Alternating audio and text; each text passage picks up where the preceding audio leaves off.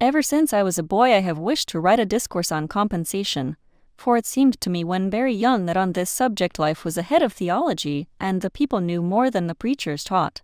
The documents too from which the doctrine is to be drawn charmed my fancy by their endless variety, and lay always before me, even in sleep, for they are the tools in our hands, the bread in our basket, the transactions of the street, the farm and the dwelling house, greetings, relations, debts and credits, the influence of character, the nature and endowment of all men. It seemed to me also that in it might be shown men a ray of divinity, the present action of the soul of this world, clean from all vestige of tradition, and so the heart of man might be bathed by an inundation of eternal love, conversing with that which he knows was always and always must be, because it really is now. It appeared, moreover, that if this doctrine could be stated in terms with any resemblance to those bright intuitions in which this truth is sometimes revealed to us, it would be a star in many dark hours and crooked passages in our journey, that would not suffer us to lose our way. I was lately confirmed in these desires by hearing a sermon at church.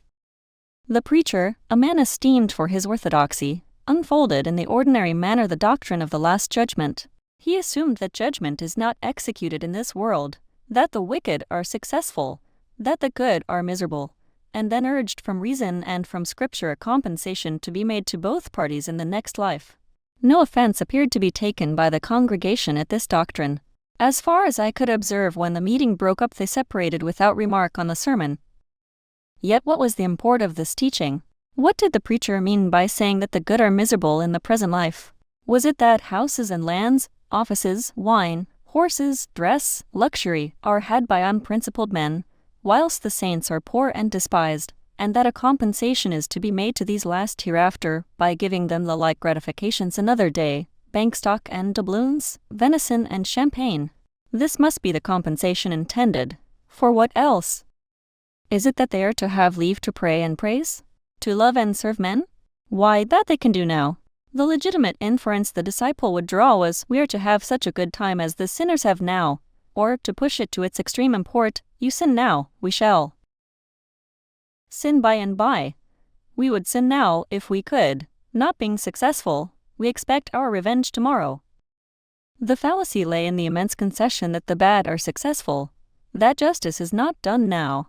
The blindness of the preacher consisted in deferring to the base estimate of the market of what constitutes a manly success, instead of confronting and convicting the world from the truth, announcing the presence of the soul, the omnipotence of the will, and so establishing the standard of good and ill, of success and falsehood. I find a similar base tone in the popular religious works of the day, and the same doctrines assumed by the literary man when occasionally they treat the related topics. I think that our popular theology has gained in decorum, and not in principle, over the superstitions it has displaced. But men are better than their theology. Their daily life gives it the lie. Every ingenuous and aspiring soul leaves the doctrine behind him in his own experience, and all men feel sometimes the falsehood which they cannot demonstrate. For men are wiser than they know.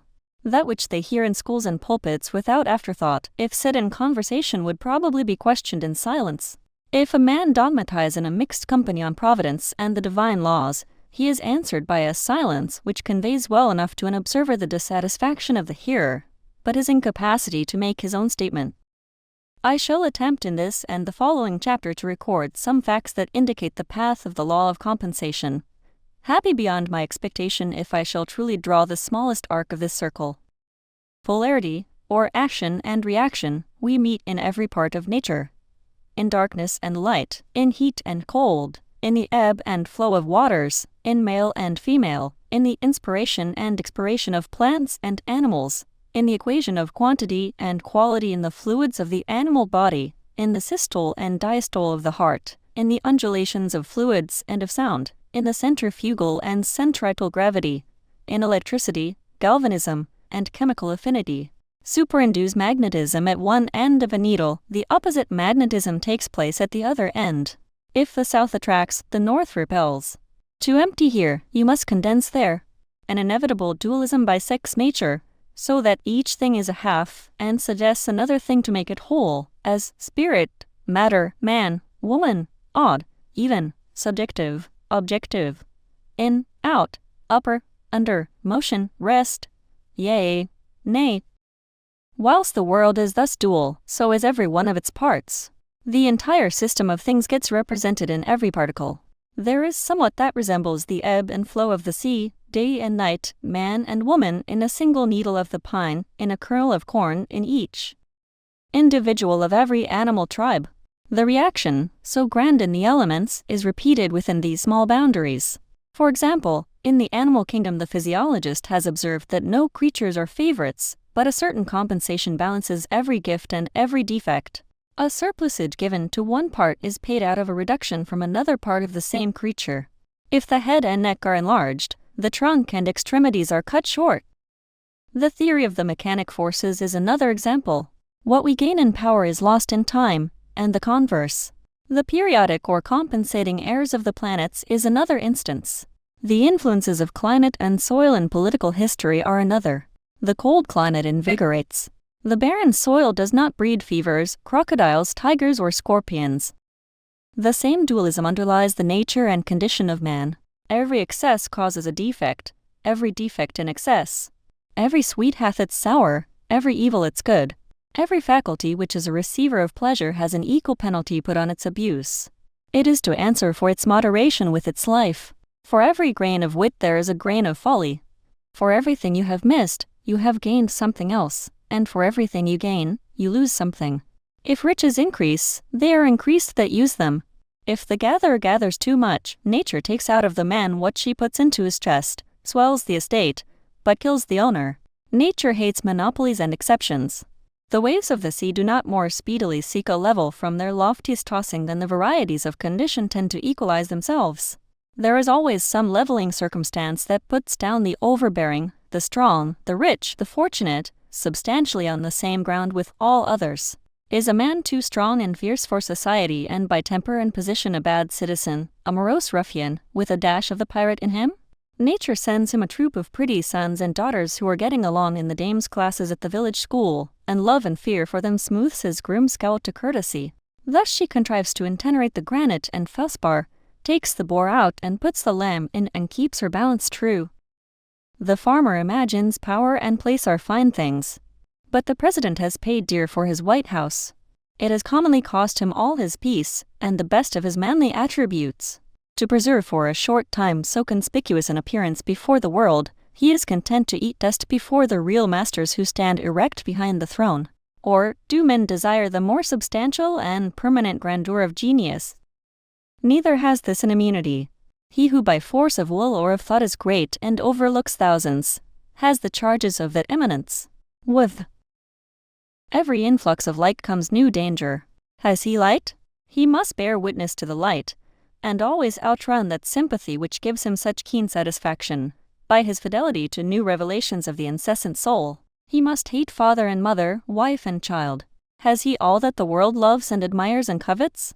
He must cast behind him their admiration, and afflict them by faithfulness to his truth, and become a byword and a hissing. This law writes the laws of cities and nations. It is in vain to build or plot or combine against it. Things refuse to be mismanaged long. Res nollant de male administrari.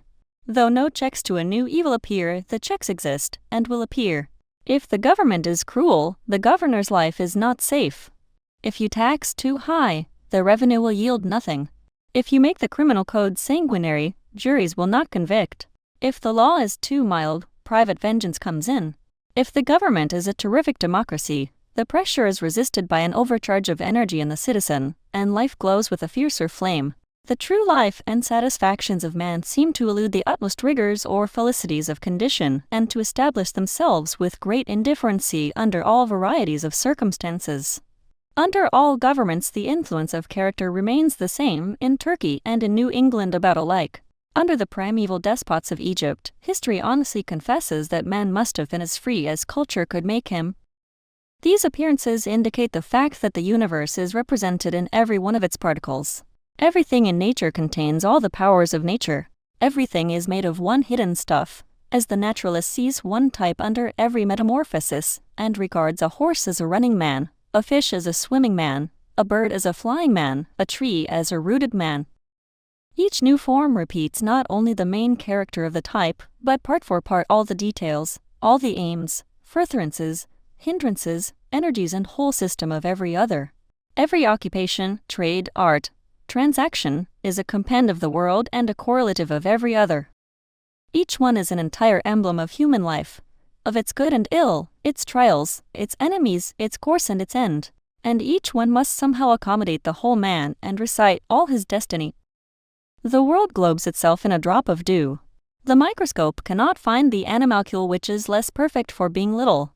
Eyes, ears, taste, smell, motion, resistance, appetite, and organs of reproduction that take hold on eternity all find room to consist in the small creature. So do we put our life into every act. The true doctrine of omnipresence is that God reappears with all his parts in every moss and cobweb.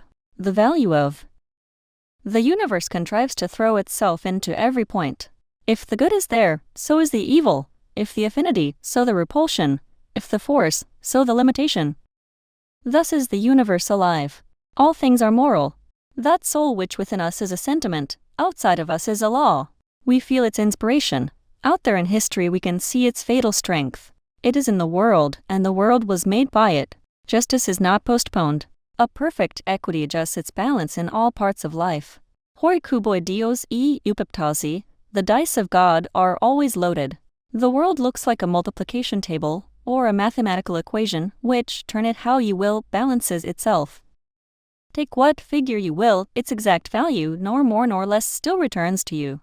Every secret is told, every crime is punished, every virtue rewarded, every wrong redressed, in silence and certainty. What we call retribution is the universal necessity by which the whole appears wherever a part appears. If you see smoke, there must be fire. If you see a hand or a limb, you know that the trunk to which it belongs is there behind. Every act rewards itself, or, in other words, integrates itself, in a twofold manner, first in the thing, or in real nature, and secondly in the circumstance, or in apparent nature. Men call the circumstance the retribution. The causal retribution is in the thing and is seen by the soul. The retribution in the circumstance is seen by the understanding. It is inseparable from the thing, but is often spread over a long time and so does not become distinct until after many years. The specific stripes may follow late after the offense, but they follow because they accompany it. Crime and punishment grow out of one stem. Punishment is a fruit that unsuspected ripens within the flower of the pleasure which concealed it. Cause and effect, means and ends, seed and fruit, cannot be severed, for the effect already blooms in the cause, the end pre-exists in the means, the fruit in the seed. Whilst thus the world will be whole and refuses to be disparted, we seek to act partially, to sunder, to appropriate. For example, to gratify the senses we sever the pleasure of the senses from the needs of the character. The ingenuity of man has always been dedicated to the solution of one problem: how to detach the sensual sweet, the sensual strong, the sensual bright, etc. from the moral sweet, the moral deep, the moral fair. That is, again, to contrive to cut clean off this upper surface so thin as to leave it bottomless, to get a one end without an other end. The soul says, eat, the body would feast. The soul says, the man and woman shall be one flesh and one soul, the body would join the flesh. Only. The soul says, have dominion over all things to the ends of virtue, the body would have the power over things to its own ends. The soul strives aiming to live and work through all things. It would be the only fact. All things shall be added unto it: power, pleasure, knowledge, beauty. The particular man aims to be somebody, to set up for himself, to truck and higgle for a private good, and, in particulars, to ride that he may ride, to dress that he may be dressed, to eat that he may eat, and to govern, that he may be seen. Men seek to be great. They would have offices, wealth, power, and fame. They think that to be great is to possess one side of nature, the sweet, without the other side, the bitter. This dividing and detaching is steadily counteracted. Up to this day it must be owned no projector has had the smallest success. The parted water reunites behind our hand. Pleasure is taken out of pleasant things, profit out of profitable things, power out of strong things, as soon as we seek to separate them from the whole. We can no more have things and get the sensual good by itself than we can get an inside that shall have no outside, or a light without a shadow. Drive out nature with a fork, she comes running back. Life invests itself with inevitable conditions, which the unwise seek to dodge, which one and another brags that he does not know, that they do not touch him, but the brag is on his lips, the conditions are in his soul. If he escapes them in one part, they attack him in another more vital part. If he has escaped them in form and in the appearance, it is because he has resisted his life and fled from himself, and the retribution is so much death. So signal is the failure of all attempts to make this separation of the good from the tax, that the experiment would not be tried, since to try it is to be mad, but for the circumstance, that when the disease began in the will, of rebellion and separation, the intellect is at once infected, so that the man ceases to see God whole in each object, but is able to see the sensual allurement of an object and not see the sensual hurt. He sees the mermaid's head but not the dragon's tail, and thinks he can cut off that which he would have from that which he would not have. How secret art thou who dwellest in the highest heavens in silence, O thou only great God, sprinkling with an unwearied providence certain penal blindnesses upon such as have unbridled desires. 1 St. Augustine, Confessions B. I. The human soul is true to these facts in the painting of fable, of history, of law, of proverbs, of conversation. It finds a ton in literature unawares. Thus the Greeks called Jupiter supreme mind, but having traditionally ascribed to him many base actions, they involuntarily made amends to reason by tying up the hands of so bad a god. He is made as helpless as a king of England. Prometheus knows one secret which Jove must bargain for. Minerva, another. He cannot get his own thunders. Minerva keeps the key of them. Of all the gods, I only know the keys that ope the solid doors within whose vaults his thunders sleep. A plain confession of the inworking of the all and of its moral aim. The Indian mythology ends in the same ethics, and it would seem impossible for any fable to be invented and get any currency which was not moral. Aurora forgot to ask youth for her lover, and though Tithonus is immortal, he is old. Achilles is not quite invulnerable. The sacred waters did not wash the heel by which Thetis held him. Siegfried, in the Nibelungen, is not quite immortal, for a leaf fell on his back whilst he was bathing in the dragon's blood, and that spot which it covered is mortal. And so it must be. There is a crack in everything God has made. It would seem there is always this vindictive circumstance stealing in at unawares even into the wild poesy in which the human fancy attempted to make bold holiday and to shake itself free of the old laws, this backstroke, this kick of the gun, certifying that the law is fatal, that in nature nothing can be given, all things are sold. This is that ancient doctrine of Nemesis, who keeps watch in the universe and lets no offense go unchastised. The Furies, they said, are attendants on justice, and if the sun in heaven should transgress his path they would punish him. The poets related that stone walls and iron swords and leathern thongs had an occult sympathy with the wrongs of their owners, that the belt which Ajax gave Hector dragged the Trojan hero over the field at the wheels of the car of Achilles, and the sword which Hector gave Ajax was that on whose point Ajax fell. They recorded that when the Thasians erected a statue to Theagenes, a victor in the games, one of his rivals went to it by night and endeavored to throw it down by repeated blows until at last he moved it from its pedestal and was crushed to death beneath its fall. This voice of fable has in it somewhat divine. It came from thought above the will of the writer. That is the best part of each writer which has nothing private in it, that which he does not know, that which flowed out of his constitution and not from his too active invention, that which in the study of a single artist you might not easily find, but in the study of many you would abstract as the spirit of them all. Phidias it is not, but the work of man in that early Hellenic world that I would know. The name and circumstance of Phidias, however convenient for history, embarrass when we come to the highest criticism. We are to see that which man was tending to do in a given period, and was hindered, or, if you will, modified in doing, by the interfering volitions of Phidias, of Dante, of Shakespeare, the organ whereby man at the moment wrought.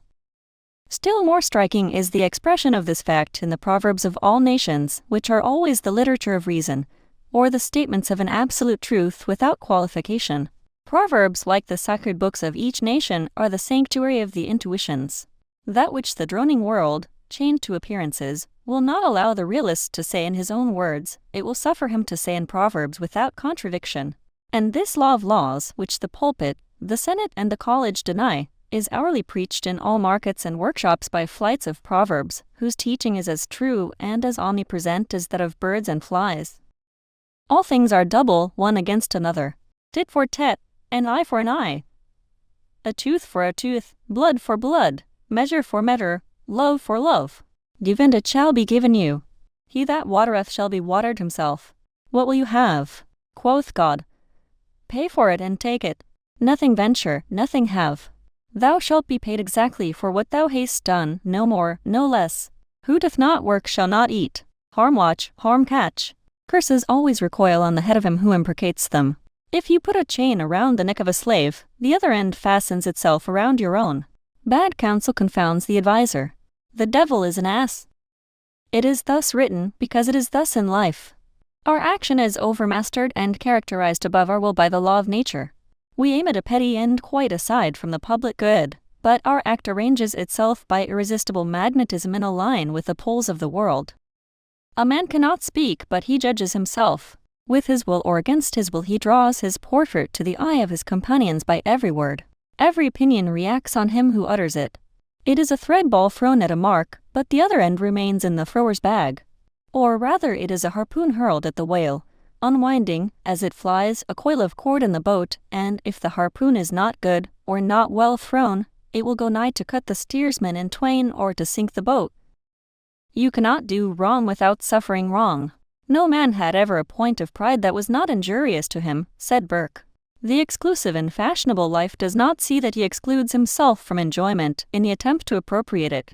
The exclusionist in religion does not see that he shuts the door of heaven on himself in striving to shut out others. Treat men as pawns and ninepins and you shall suffer as well as they. If you leave out their heart, you shall lose your own. The senses would make things of all persons, of women, of children, of the poor. The vulgar proverb, I will get it from his purse or get it from his skin, is sound philosophy. All infractions of love and equity in our social relations are speedily punished. They are punished by fear.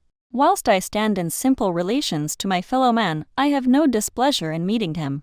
We meet as water meets water, or as two currents of air mix with perfect diffusion and interpenetration of nature.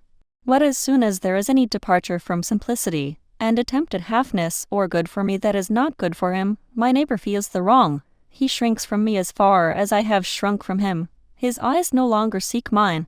There is war between us, there is hate in him and fear in me. All the old abuses in society, universal and particular, all unjust accumulations of property and power, are avenged in the same manner. Fear is an instructor of great sagacity and the herald of all revolutions. One thing he teaches, that there is rottenness where he appears. He is a carrion crow, and though you see not well what he hovers for, there is death somewhere. Our property is timid, our laws are timid, our cultivated classes are timid. Fear for ages has boded and mowed and gibbered over government and property. That obscene bird is not there for nothing. He indicates great wrongs which must be revised.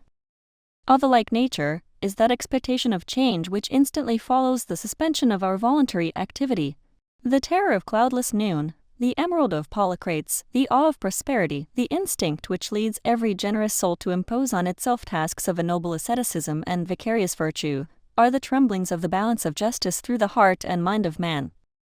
Experienced men of the world know very well that it is best to pay scot and lot as they go along, and that a man often pays dear for a small frugality. The borrower runs in his own debt. Has a man gained anything who has received 100 favors and rendered none? Has he gained by borrowing, through indolence or cunning, his neighbor's wares or horses or money? There arises on the deed the instant acknowledgment of benefit on the one part and of debt on the other. That is, of superiority and inferiority. The transaction remains in the memory of himself and his neighbor, and every new transaction alters according to its nature their relation to each other.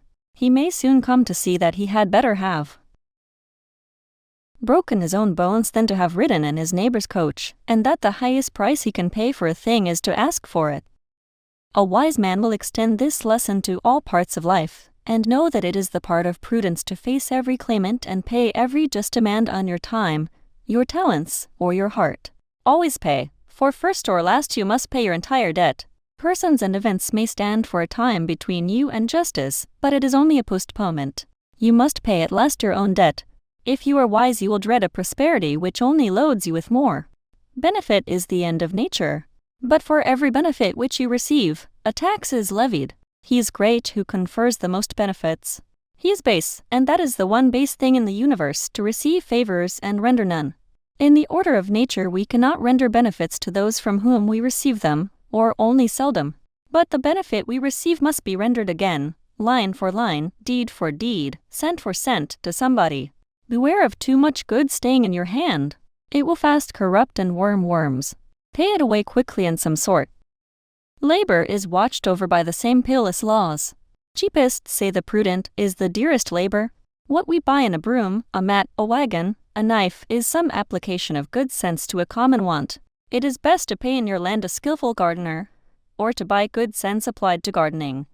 In your sailor, good sense applied to navigation. In the house, good sense applied to cooking, sewing, serving.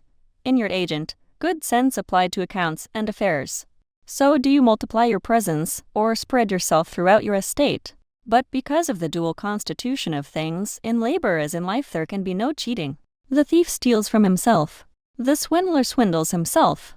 For the real price of labor is knowledge and virtue, whereof wealth and credit are signs. These signs, like paper money, may be counterfeited or stolen, but that which they represent, namely knowledge and virtue, cannot be counterfeited or stolen. These ends of labor cannot be answered but by real exertions of the mind, and in obedience to pure motives. The cheat, the defaulter, the gambler, cannot extort the knowledge of material and moral nature which his honest care and pains yield to the operative. The law of nature is, do the thing and you shall have the power, but they who do not the thing have not the power. Human labor, through all its forms, from the sharpening of a stake to the construction of a city or an epic, is one immense illustration of the perfect compensation of the universe. The absolute balance of give and take, the doctrine that everything has its price, and if that price is not paid, not that thing but something else is obtained, and that it is impossible to get anything without its price, is not less sublime in the columns of a ledger than in the budgets of states, in the laws of light and darkness, in all the action and reaction of nature.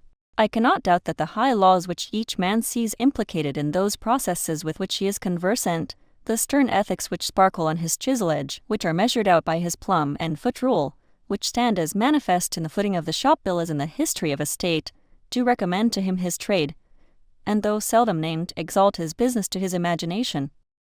The league between virtue and nature engages all things to assume a hostile front to vice. The beautiful laws and substances of the world persecute and whip the traitor. He finds that things are arranged for truth and benefit, but there is no den in the wide world to hide a rogue. Commit a crime, and the earth is made of glass. Commit a crime, and it seems as if a coat of snow fell on the ground, such as reveals in the woods the track of every partridge and fox and squirrel and mole. You cannot recall the spoken word, you cannot wipe out the foot-track, you cannot draw up the ladder, so as to leave no inlet or clue. Some damning circumstance always transpires. The laws and substances of nature, water, snow, wind, gravitation, become penalties to the thief. On the other hand, the law holds with equal sureness for all right action. Love, and you shall be loved. All love is mathematically just, as much as the two sides of an algebraic equation. The good man has absolute good, which like fire turns everything to its own nature, so that you cannot do him any harm, but as the royal armies sent against Napoleon, when he approached cast down their colors and from enemies became friends, so disasters of all kinds, as sickness, offense, poverty, prove benefactors. Winds blow and waters roll strength to the brave, and power and deity, yet in themselves are nothing. The good are befriended even by weakness and defect. As no man had ever a point of pride that was not injurious to him, so no man had ever a defect that was not somewhere made useful to him. The stag in the fable admired his horns and blamed his feet, but when the hunter came, his feet saved him, and afterwards, caught in the thicket, his horns destroyed him. Every man in his lifetime needs to think his faults. As no man thoroughly understands a truth until he has contended against it, so no man has a thorough acquaintance with the hindrances or talents of men. Until he has suffered from the one and seen the triumph of the other over his own want of the same. Has he a defect of temper that unfits him to live in society? Thereby he is driven to entertain himself alone and acquire habits of self-help, and thus, like the wounded oyster, he mends his shell with pearl. Our strength grows out of our weakness. The indignation which arms itself with secret forces does not awaken until we are pricked and stung and sorely assailed. A great man is always willing to be little. Whilst he sits on the cushion of advantages, he goes to sleep. When he is pushed, tormented, defeated, he has a chance to learn something. He has been put on his wits, on his manhood. He has gained facts, learns his ignorance, is cured of the insanity of conceit, has got moderation and real skill. The wise man throws himself on the side of his assailants. It is more his interest than it is theirs to find his weak point. The wound cicatrizes and falls off from him like a dead skin, and when they would triumph, lo, he has passed on invulnerable. Blame is safer than praise. I hate to be defended in a newspaper. As long as all that is said against me, I feel a certain assurance of success. But as soon as honeyed words of praise are spoken for me, I feel as one that lies unprotected before his enemies. In general, every evil to which we do not succumb is a benefactor. As the Sandwich Islander believes that the strength and valor of the enemy he kills passes into himself, so we gain the strength of the temptation we resist. The same guards which protect us from disaster, defect, and enmity defend us, if we will, from selfishness and fraud. Bolts and bars are not the best of our institutions, nor is shrewdness in trade a mark of wisdom. Men suffer all their life long under the foolish superstition that they can be cheated. But it is as impossible for a man to be cheated by any one but himself as for a thing to be and not to be at the same time. There is a third silent party to all our bargains. The nature and soul of things takes on itself the guarantee of the fulfillment of every contract, so that honest service cannot come to loss. If you serve an ungrateful master, serve him the more. Put God in your debt. Every stroke shall be repaid. The longer the payment is withholden, the better for you, for compound interest on compound interest is the rate and usage of this exchequer. The history of persecution is a history of endeavors to cheat nature, to make water run uphill, to twist a rope of sand. It makes no difference whether the actors be many or one, a tyrant or a mob. A mob is a society of bodies voluntarily bereaving themselves of reason and traversing its work. The mob is man voluntarily descending to the nature of the beast. Its fit hour of activity is night. Its actions are insane like its whole constitution. It persecutes a principle, it would whip a right, it would tar and feather justice, by inflicting fire and outrage upon the houses and persons of those who have these. It resembles the prank of boys, who run with fire engines to put out the ruddy aurora streaming to the stars. The inviolate spirit turns their spite against the wrongdoers. The martyr cannot be dishonored. Every lash inflicted is a ton of fame. Every prison, a more illustrious abode. Every burned book or house enlightens the world. Every suppressed or expunged word reverberates through the earth from side to side. Hours of sanity and consideration are always arriving to communities, as to individuals, when the truth is seen and the martyrs are justified. Thus do all things preach the indifferency of circumstances. The man is all. Everything has two sides, a good and an evil. Every advantage has its tax. I learn to be content. But the doctrine of compensation is not the doctrine of indifferency. The thoughtless say, on hearing these representations, what boots it to do well? There is one event to good and evil. If I gain any good, I must pay for it.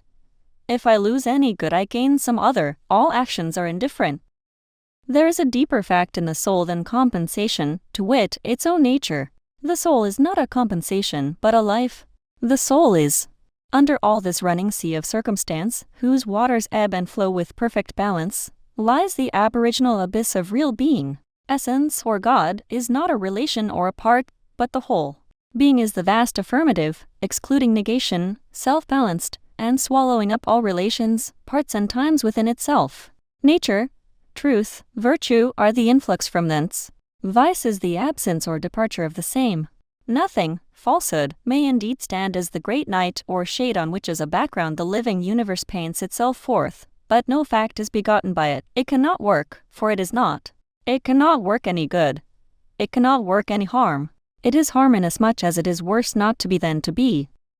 We feel defrauded of the retribution due to evil acts because the criminal adheres to his vice and contumacy and does not come to a crisis or judgment anywhere in visible nature. There is no stunning confutation of his nonsense before men and angels. Has he therefore outwitted the law? Inasmuch as he carries the malignity and the lie with him, he so far deceases from nature. In some manner there will be a demonstration of the wrong to the understanding also, but, should we not see it, this deadly deduction makes square the eternal account. Neither can it be said, on the other hand, that the gain of rectitude must be bought by any loss.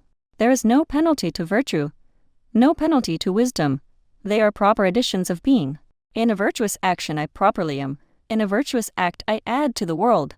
I plant into deserts conquered from chaos and nothing and see the darkness receding on the limits of the horizon. There can be no excess to love, none to knowledge, none to beauty, when these attributes are considered in the purest sense. The soul refuses limits and always affirms an optimism, never a pessimism. His life is a progress and not a station. His instinct is trust. Our instinct uses more and less in application to man, of the presence of the soul, and not of its absence. The brave man is greater than the coward, the true, the benevolent, the wise, is more a man and not less than the fool and knave. There is no tax on the good of virtue, for that is the incoming of God himself, or absolute existence without any comparative. Material good has its tax, and if it came without desert or sweat, has no root in me, and the next wind will blow it away. But all the good of nature is the soul's, and may be had if paid for in nature's lawful coin, that is, by labor which the heart and the head allow. I no longer wish to meet a good I do not earn, for example to find a pot of buried gold, knowing that it brings with it new burdens. I do not wish more external goods, neither possessions, nor honors, nor powers, nor persons. The gain is apparent, the tax is certain, but there is no tax on the knowledge that the compensation exists and that it is not desirable to dig up treasure. Herein I rejoice with a serene eternal peace. I contract the boundaries of possible mischief. I learn the wisdom of St. Bernard, nothing can work me damage except myself. The harm that I sustain I carry about with me, and never am a real sufferer but by my own fault. In the nature of the soul is the compensation for the inequalities of condition. The radical tragedy of nature seems to be the distinction of more and less. How can less not feel the pain? How not feel indignation or malevolence towards more? Look at those who have less faculty, and one feels sad and knows not well what to make of it. He almost shuns their eye, he fears they will upbraid God. What should they do? It seems a great injustice. But see the facts nearly, and these mountainous inequalities vanish. Love reduces them as the sun melts the iceberg in the sea. The heart and soul of all men being one, this bitterness of his and mine ceases. His is mine. I am my brother and my brother is me. If I feel overshadowed and outdone by great neighbors, I can yet love. I can still receive. And he that loveth maketh his own the grandeur he loves. Thereby I make the discovery that my brother is my guardian, acting for me with the friendliest designs, and the estate I so admired and envied is my own. It is the nature of the soul to appropriate all things. Jesus and Shakespeare are fragments of the soul, and by love I conquer and incorporate them in my own conscious domain. His virtue, is not that mine? His wit, if it cannot be made mine, it is not wit. Such also is the natural history of calamity. The changes which break up at short intervals the prosperity of men are advertisements of a nature whose law is growth. Every soul is by this intrinsic necessity quitting its whole system of things, its friends and home and laws and faith, as the shellfish crawls out of its beautiful, but stony case, because it no longer admits of its growth, and slowly forms a new house. In proportion to the vigor of the individual these revolutions are frequent, until in some happier mind they are incessant and all worldly relations hang very loosely about him, becoming as it were a transparent fluid membrane through which the living form is seen, and not, as in most men, an indurated heterogeneous fabric of many dates and of no settled character, in which the man is imprisoned. Then there can be enlargement, and the man of today scarcely recognizes the man of yesterday. And such should be the outward biography of man in time, a putting off of dead circumstances day by day, as he renews his raiment day by day. But to us, in our lapsed estate, resting, not advancing, resisting, not cooperating with the divine expansion, this growth comes by shocks. We cannot part with our friends. We cannot let our angels go. We do not see that they only go out that archangels may come in. We are idolaters of the old. We do not believe in the riches of the soul, in its proper eternity and omnipresence. We do not believe there is any force in today to rival or recreate the beautiful yesterday. We linger in the ruins of the old tent where once we had bread and shelter and organs, nor believe that the Spirit can feed, cover, and nerve us again. We cannot again find aught so dear, so sweet, so graceful. But we sit and weep in vain. The voice of the Almighty saith, up and onward for evermore. We cannot stay amid the ruins. Neither will we rely on the new, and so we walk ever with reverted eyes, like those monsters who look backwards. And yet the compensations of calamity are made apparent to the understanding also, after long intervals of time. A fever, a mutilation, a cruel disappointment, a loss of wealth, a loss of friends, seems at the moment unpaid loss and unpayable. But the sure years reveal the deep remedial force that underlies all facts. The death of a dear friend, wife, brother, lover, which seemed nothing but privation, somewhat later assumes the aspect of a guide or genius, for it commonly operates revolutions in our way of life, terminates an epoch of infancy or of youth which was waiting to be closed, breaks up a wonted occupation, or a household, or style of living, and allows the formation of new ones more friendly to the growth of character. It permits or constrains the formation of new acquaintances and the reception of new influences that prove of the first importance to the next years, and the man or woman who would have remained a sunny garden flower, with no room for its roots and too much sunshine for its head, by the falling of the walls and the neglect of the gardener is made the banyan of the forest, yielding shade and fruit to wide neighborhoods of men. Spiritual laws. The living heaven thy prayers respect, house at once and architect, quarry man's rejected hours, builds therewith eternal towers, soul and self-commanded works, fears not undermining days, grows by decays, and, by the famous might that lurks in reaction and recoil, makes flame to freeze and ice to boil, forging, through swart arms of offense, the silver seed of innocence. This full audiobook was created by the Mental Chemist for personal study and education. Please like, share, and subscribe.